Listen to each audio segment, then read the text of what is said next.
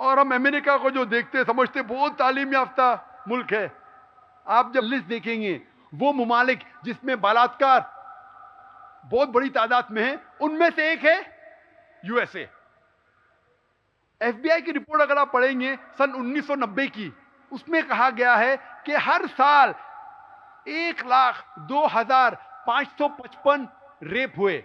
1990 में सिर्फ उस साल एफबीआई के रिपोर्ट के हिसाब से, फेडरल ब्यूरो ऑफ इन्वेस्टिगेशन के रिपोर्ट के हिसाब से 1,02,555 बलात्कार हुए। और उस रिपोर्ट में कहा गया था सिर्फ 16% रिपोर्ट किए गए हैं।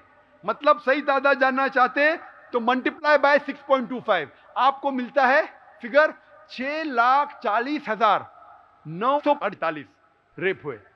6,40,948। कभी कभी गिनती में अंग्रेजी से हिंदी में वक्त लगता है मुझे। 6,40,948 rape took place in 1990 alone.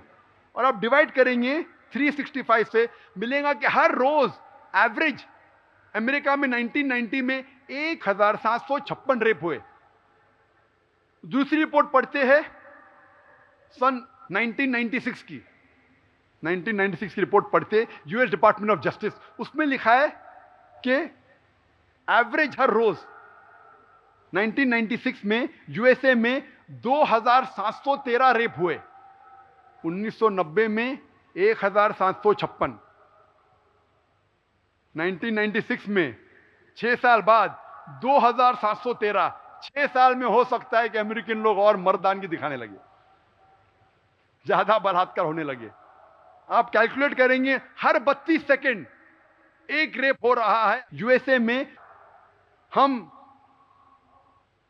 यहां तकरीबन 2 घंटे से है, 2 घंटे में 200 से ज्यादा रेप हो चुके होंगे, बलात्कार हो चुके होंगे यूएसए में इस 2 घंटे में। मैं आपसे पूछना चाहता हूं, अगर हम अमेरिका में, यूएसए में इस्लामी शरीयत नाफिज करेंगे, हर मर्द कोई गैर महरम औरत को देखता है उसे गुस्से बसर करना चाहिए, अपनी नजर को नीचे करना चाहिए। उसके बाद हर औरत सही इस्लामी लिबास पहने, सारा जिस्म ढका हुआ, सिर्फ जो चीज दिख सकती है बदन की वो चेहरा और हाथ कलाई तक। उसके बाद अगर कोई मर्द बलात्कार करता है, किसी औरत की इज्जत लूटता है, किसी औरत के साथ ज़िना बिल जब्र करता है, उसके लिए सजा है मौत। मैं ये पूछना चाहता हूं, बलात्कार की तादाद, ज़िना बिल जब्र की तादाद यूएसए में बढ़ेंगी, वहीं के वहीं रहेंगी या घटेंगी? बढ़ेंगी, वहीं के वहीं रहेंगी या घटेंगी? घटेंगी। जब भी आप इस्लामी हुक्म को नाफिज करेंगे, शरीयत को नाफिज करेंगे, फौरन आपको रिजल्ट मिलेगा। इसीलिए सबसे कम तादाद में जो किसी मुल्क में बलात्कार होता है वो है सऊदी अरेबिया। अगर सऊदी अरेबिया में भी बलात्कार करने वाले को सजाए मौत का हुक्म निकाल देंगे तो सऊदी अरेबिया में भी बलात्कार करने की तादाद बढ़ने लगेंगी। इसीलिए मैं कहता हूं कि इस्लाम अच्छी बातें करने के अलावा यह भी दिखाता है कि किस तरीके से उस बात को माशरे में अमल में ला सके। इसीलिए मैं कहता हूं कि इस्लाम एक हटके मजहब है।